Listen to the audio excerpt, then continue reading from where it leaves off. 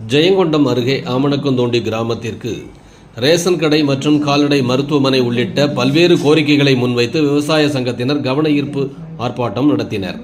அரியலூர் மாவட்டம் ஜெயங்கொண்டம் அருகே உள்ள ஆமணக்கந்தோண்டி கிராமத்திற்கு ரேஷன் கடை மற்றும் கால்நடை மருத்துவமனை கேட்டு தமிழ்நாடு விவசாயிகள் சங்கத்தினர் ஆமணக்கந்தோண்டி 4 ரோட்டில் கவன ஈர்ப்பு ஆர்ப்பாட்டத்தில் ஈடுபட்டனர்.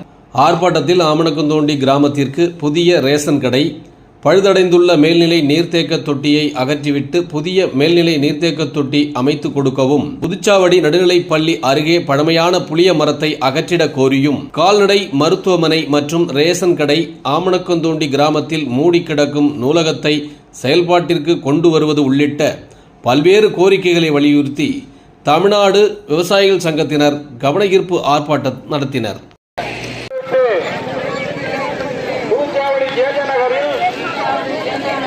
நீர்த்தேக்க தொட்டியை தனியார் ஆக்கிரமிப்பை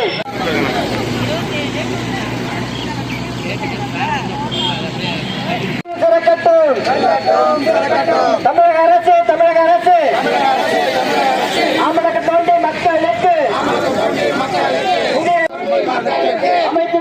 அமைத்துக் கொடு கால்நடை மருத்துவமனை அமைத்துக் கொடு,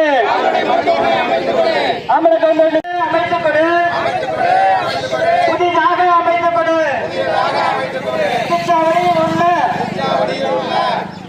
பழுதடைந்தவர்களுக்கு அண்ணா நூலகத்தை திறந்து வைத்து செயல்படுத்து, புதுச்சாவடியில் உள்ள நீர்த்தேக்க தொட்டியை கையகப்படுத்து.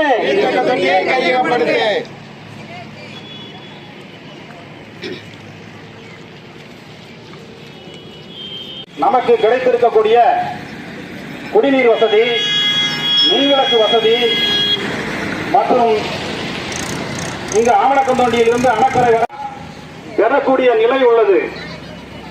அதனால்தான் நாம பலமுறை கோரிக்கை வச்சோம். கோரிக்கை வச்சு காரணம் அவங்களும் ஓரணியில் நின்று போறாங்கன்னா இது எளிமையா கிடைச்சிருக்கும். ஆமணக்கந்தோண்டி கார்டு லிஸ்ட் எடுத்து 152 கார்டு பகுதி நேர ரேஷன் கடை வேணும். இந்த ரோட்ல கிராஸ் பண்ணி போகும்போது விபத்து நடக்குது, விபத்துக்கு உள்ளாகிறாங்க.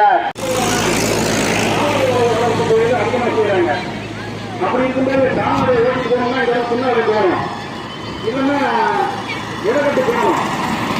அப்ப போகும்போது ரொம்ப சிரமமா இருக்கு, போக்குவரத்து அதிகமாயிட்டது, ஓட்டிட்டு போக முடியல. அதனால தாமரை மருத்துவமனை